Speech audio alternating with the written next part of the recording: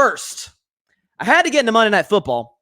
Philadelphia Eagles, Seattle Seahawks. I, for the record, did pick the Seahawks to win this game simply because of the fact that I thought Jalen Hurts would play, and we knew he was sick. We knew I read the report that he had flown in with the team, but away from the team to not spread whatever he had. I think they say he has the flu, away from his Eagles teammates. And so they had a sick quarterback, obviously, and I did assume that Drew Lock was going to play in place of the injured Geno Smith, who looks to be coming back this week for Seattle. But I said, look, both teams are desperate, but Seattle, one could argue, is more desperate because if they lose this game, they're 6-8. Their playoff positioning is looking dicey at best, given that Minnesota, who has a tough stretch ahead nonetheless. And then you got the Rams above them, and the Seahawks, they don't have a ton of tiebreakers to my knowledge. Seattle really, really, really needed to win this game, and I thought they could win this game because of the fact that Philadelphia's defense is not very good. It is time. It is official. I haven't been doing this. You know me. I'm the ultimate calm, measure guy, long season, let everything play itself out. I prided myself on doing that. But this is one of those rare instances, especially even when it being a great team, which Philadelphia is certainly not that, but some that believe they are. I don't. Bryson's best 10 in an hour. But it's time to sound the alarm. It's time to hit the panic button. It is time to panic on the Philadelphia Eagles because the fact of the matter is, we got the panic button? We got it? Yeah, there it is. Okay, panic button. Hit it. Because Philadelphia's in trouble. Okay, now I'll give you a few reasons why they're in trouble. Okay, number one, and this is, I've sounded this alarm for months, since literally week one of the season. I don't believe in sounding alarms in week one, but in this case I did.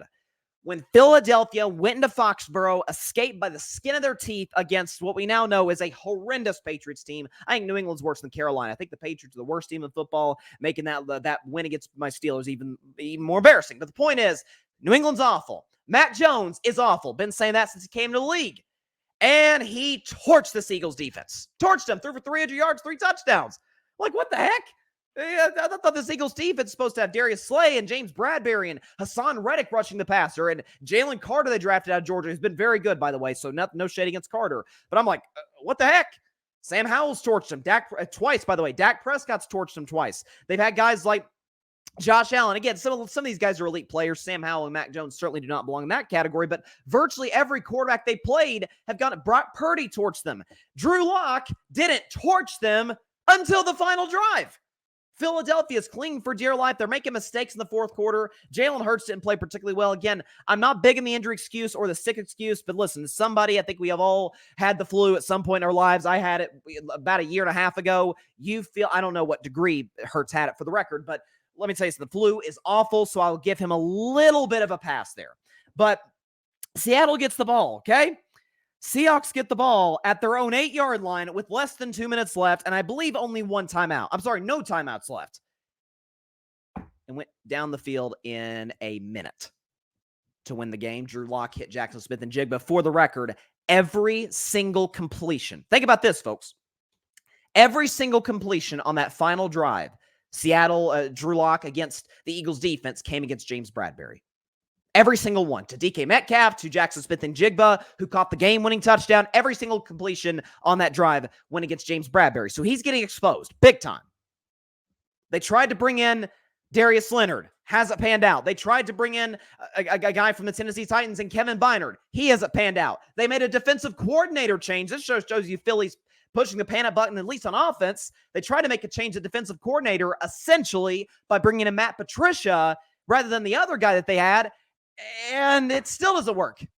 Again, up 4 rather. So Seattle needs a touchdown. Under 2 minutes to go from their own 8-yard line, and Seattle scores, and there's still time on the clock for Philly. Okay, so panic button reason number one. Philadelphia's defense is terrible, but we've always known they've been terrible. At least anybody who's been watching the games. Number two, I think their quarterback is, listen, if there's one word I don't think we'll ever associate with Jalen Hurts, nor should we, it's panic. Jalen Hurts is the most level-headed, calm, cool, collected guy I think I've ever seen at the position. I'm dead serious when I say that. He is as measured, not to say other guys aren't, but my gosh, he's rock solid. Even Jalen Hurts said, yeah, I don't think the commitment level is where it needs to be. We're in week 16. You're not committed? That's like 2 weeks before finals and at the end of the semester. You're like, yeah, commitment level just isn't there. then was it ever there to begin with? That's the question for Philadelphia. So I think the quarterback is panicking a little bit. Number 3, I think the coach is panicking a little bit, Nick Sirianni. Did you see the quote he had in the press conference recently this week in Philadelphia? This is rich. So when Jalen Hurts throws that interception on the last Eagles offensive play of the game, okay, I believe there's 12 seconds left on the clock. The Eagles are at their own 46-yard line, okay? 44-yard line. At their own 44-yard line, Eagles had the ball, 12 seconds to go, no timeouts. Field goal would tie the game. And we know they have a great kicker in Jake Elliott.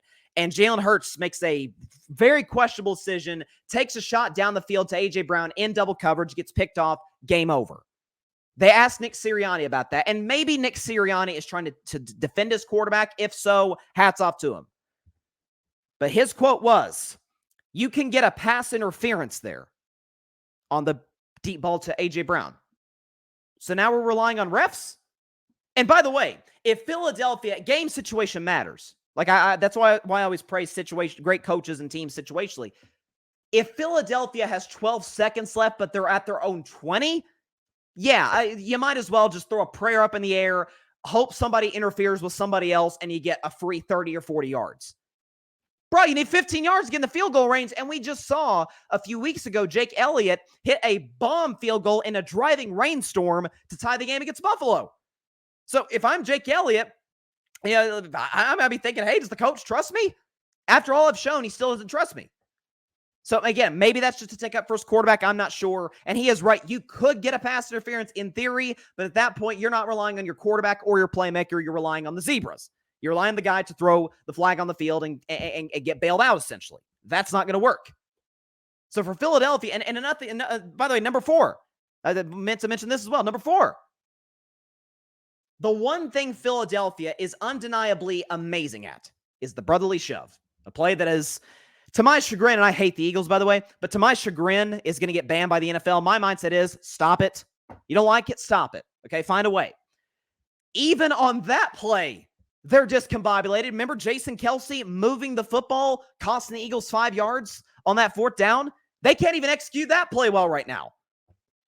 And I remember saying about the Eagles, I remember saying this when they lost to the New York Jets. And I said, this 8-game stretch is going to define their season. It's going to define their season. It's going to really dictate, in many ways, their playoff positioning. Now we still have 3 games to go, obviously, but that 8-game stretch really would tell us a lot about where Philadelphia is this year in regards to the contenders in the NFC, which we believe them generally to be in. I said this 8-game stretch, they started against Miami. Blew out Miami. It says 31-17. They blew up Miami. The defense played unbelievable. It's probably the defense's best game of the season, given how good the Dolphins are. At Washington, a little dicey. They've struggled with Washington in the past. They got the win. Dallas at home, by inches, beat the Cowboys, but they beat them. Went to Kansas City off of a bye. Now, many could argue if Marquez Valdes-Scantling simply does what he has paid millions of dollars to do, and that's catch a football, we probably have a different conversation today. But they won that game. Okay, whatever. The next week against Buffalo at home. If Josh Allen and Gabe Davis are simply on the same page in overtime, they probably lose that game. And then it all comes down from there. Get blown out by San Francisco, which I'll honestly defend Philly in that regard because Dallas got blown out by San Francisco. So did Jacksonville. I know Jacksonville's not playing very well as of late, but I still think Jacksonville is a pretty good football team. I'll give them a little bit of a pass there. Then they got blown out by Dallas, who I believe will win the NFC. I said that before the season. Not great in that situation as well. Then they go to Seattle against a backup quarterback with extra rest, given it's a Monday night game, and they collapse in the 4th quarter defensively. So they're not good situationally on defense. They're not that good, at least in the last few weeks. They haven't been good situationally on offense. Their coach seems to be reaching. Their quarterback is concerned with the commitment level of the team, and the defense is awful. And they can't even execute the brotherly shove correctly. So if we're talking about the contenders in the NFC and we think about among the top 3, most people believe it's San Francisco, Dallas, Philly. San Francisco, we literally just saw, they're miles ahead of Philadelphia. It feels like they're miles ahead of everybody at this point. Dallas is clearly better than Philadelphia. Better quarterback. I think the better coach. Definitely the better defense. Weapons, I give the Eagles advantage, but see what CeeDee Lamb's doing right now.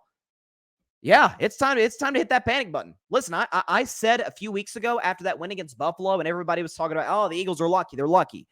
And I said, yes, that's true. I acknowledged it at the time. You can go back, check the tape. I acknowledge, yes, they are lucky, but I've never viewed lucky as a negative as much as some other people do. I'm like, my mindset is to win a championship, by definition, you have to be at least in one way lucky, which is health. Every single champion that's ever won at any level has been lucky to a certain degree. There's nothing wrong with that. That's why I really don't believe in asterisks next to championships, other than like the 2017 Astros, when they had an unfair advantage due to cheating, obviously. But they are, and listen, I'm far from the first person to make this comparison. Matter of fact, I'm probably the last to the party in this regard. They're very similar in many ways to, and we have one team every year that's like this. 2020 Steelers, 2021 Cardinals, 2022 Vikings, dare I say, 2023 Eagles. An excellent quarterback who's having a down season, a defense that is objectively terrible, and down the stretch seems to be imploding a little bit. So yeah, it's this game upcoming against the Giants. I think if Philadelphia loses this game, they're one and done in the playoffs. First of all, they lose this game, their NFC East hopes are probably cooked. I pick Tampa Bay to beat them right now. The way Tampa's playing, what Baker's doing, what that defense is doing, those weapons, Tampa's not only playing better than Philly right now, but put them on the field right now in Tampa Bay, which is where the game would be, because right now the standings have Philly as the 5 seed. I think I'd take Tampa. So Philadelphia at home against the Giants. For the record, they're 13.5-point favorites. I'll predict that game tomorrow. That's on Christmas Day. But man, it's not looking so hot for Philadelphia. As for Seattle, that was a really cool moment. Drew Lock had a great post-game interview with Lisa Salters on ABC and ESPN. He played very well, especially in that last drive. So good for Drew Lock. Really, second chances are always great to see in sports. That's why we love it. And props to Pete Carroll, put together a great game plan to stop a very, very talented Eagles offense. But man, it's panic time. Thanks so much for watching the show on YouTube, and be sure to go click that big red subscribe button and check out the other clips and full shows from Carving It Up Live, as well as our other incredible content creators here on the Grid Network.